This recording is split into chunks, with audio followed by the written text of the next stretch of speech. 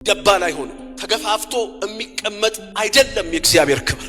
ከቁጥር 11 ጀምሮ እንዲያ የእግዚአብሔርም ታቦት በጌት ሰው በአቢዳራ ቤት 3 ወር ያልተቀመጠ እግዚአብሔርም አቢዳራና ቤቱን ሁሉ ባረከ። ለምን? እግዚአብሔር ዝም ብሎ የሚሰራ አምላክ አይደለም። ኢዝ ጋድ ኦፍ ፕሪንሲፕልስ። ኦዛን የቀሰፈው ዝም ብሎ አይደለም። አቢዳራን ቤት የባረከው ዝም ብሎ አይደለም። ንጉሱ ዳዊትን በደንብ እግዚአብሔር የአቢዳራን ቤትና የነበረውን ሁሉ በደንብ አድምጡ። እዚህ ላይ ስለ እግዚአብሔር ታቦት እንደባረከ ሰማ። ስለምንም አይደለም፣ ስለ እግዚአብሔር ታቦት ስለዚያ እንደባረከ ሰማ። ከዛ ዳዊትም ሄዶ የእግዚአብሔርን ታቦት ከአቢዳራ ቤት ወደ ዳዊት ከተማ በደስታ መጣው ይላል። ክብር ላይ ኖ ኢንሲደንት። እዚህ ላይ በደንብ እንድታስተውሉ ፈልገው ቃል አለ። አቢዳራና የነበረውን ሁሉ ስለ እግዚአብሔር ታቦት እንደባረከ ሰማ። አሁን ሰማ የሚለው ቃል ወሬ ደረሰለት ማለት ብቻ አይደለም። ስማ ወይም ሰማ ማለት ከመረጃና ወሬ ማግኘት ያለፈ ሐሳብ የሚገልጥ ቃል። እንዲያውም ለእስራኤል ልጆች በሕግ ውስጥ እግዚአብሔር ጌታ ኢየሱስ ወንጌላት ላይ ጠቅሶታል። የመጀመሪያው ትእዛዝ ምንድነው ተብሎ ሲጠየቅ የመጀመሪያው ትእዛዝ አለው እስራኤል ሆይ ስማ፣ ሽማ ኢዝራኤል። አሁንም ይሉታል እስራኤላውያን አይሁዳውያን፣ ሽማ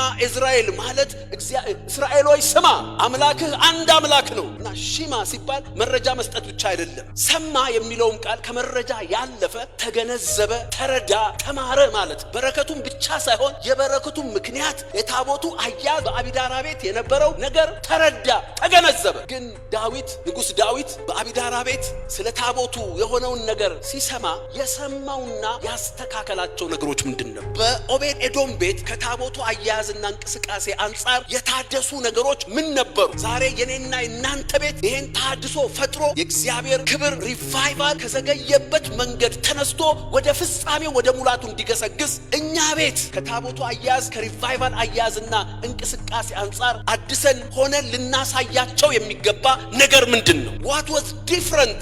በኦቤድ ኤዶም ቤት ልዩ የነበረው ነገር ምንድነው? ከበረኝነቱ ከታቦቱ በረኛነቱ ስልጠና ልጆቹንም ከማሰልጠኑ የተነሳ ሲያገለግሉበት የነበረው ነገርና መንፈስ ምንድነው? የሁለተኛው ጉዞ ላይ ዳዊት አሁን መባረኩን ሰምቶ ሄዶ ታቦቱን ከኦቤድ ኤዶም ቤት ሲያመጣው ይሄ ሁለተኛው ጉዞ ነው። የመጀመሪያው በመቅሰፍት የተስተጓጎለው፣ አሁን አንደኛ ዜና 15 ላይ ደግሞ ለፍጻሜ የደረሰው ዳዊት ከተማ ክብሩ እንዲገባ ያደረገው ጉዞ ነው። በከተማው ላይ ለራሱ ቤቶችን ሰራ፣ ለእግዚአብሔርም ታቦት ስፍራ አዘጋጀ፣ ድንኳንም ተከለለት ይላል። ምዕራፍ 13 ላይ የት ሊያስቀምጠው ነበር? እናምጣ ብሎ ገስግሶ ከቂርያትይዓሪም ሲያመጣው የት ሊያረገው ነበር? ሊያዳብለው ይሆን? ቤቱ ሊያስገባው ይሆን? የት ሊያስቀምጠው? ዝም ብሎ ጠጋ በሉ ፈቀቅ በሉ ብሎ አላስቀምጠው። ምክንያቱም የእግዚአብሔር ታቦት ዴዚግኔትድ የሆነ የተለየ ስፍራ እንደሚያስፈልገው ያውቃል። he has to rearrange his life፣ ህይወቱን ቤቱን ሪአሬንጅ ማድረግ ነበረበት ያውቃል። በኋላም ለበረከቱ ምክንያት እንደሆነ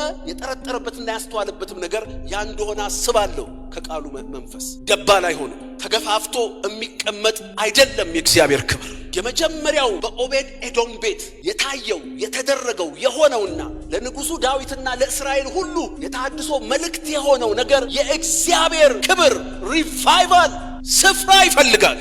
የሆነውን ታውቃላችሁ። ጣዖታቸው ተመታ፣ በኋላ እነሱም በመቅሰፍት ተመቱ። ከዚያ በኋላ እንዲያውም ፍልስጤማውያን ራሳቸው በአዛጦን በዳለው ወደ ዳጎን ቤት መግባት ፈሩ ይላል። አረከሰው እግዚአብሔር ቤቱ። እነሱ ግን በቃ እግዚአብሔር የትም ይቀመጣል። አሁን እኮ ያ አስተሳሰብ ነው ያለ። አዳብለነዋል፣ ከብዙ ጣዖቶቻችን ጋር አዳብለነዋል፣ ከብዙ ነገሮቻችን። የእግዚአብሔር ታቦት ስፍራ ይፈልጋል። ዛሬ የልባችን ስፍራ ተዘጋጅቷል። የቤታችን ስፍራ ተዘጋጅቷል። የቤተ ክርስቲያናችን የአገልግሎታችን ስፍራ ተዘጋጅቷል ወይ? የእግዚአብሔርን ክብር የእግዚአብሔርን ሪቫይቫል ለማስተናገድና ለማንቀሳቀስ ታቦቱ የሚፈልገው አይነት ስፍራ ሆኖለታል ወይ?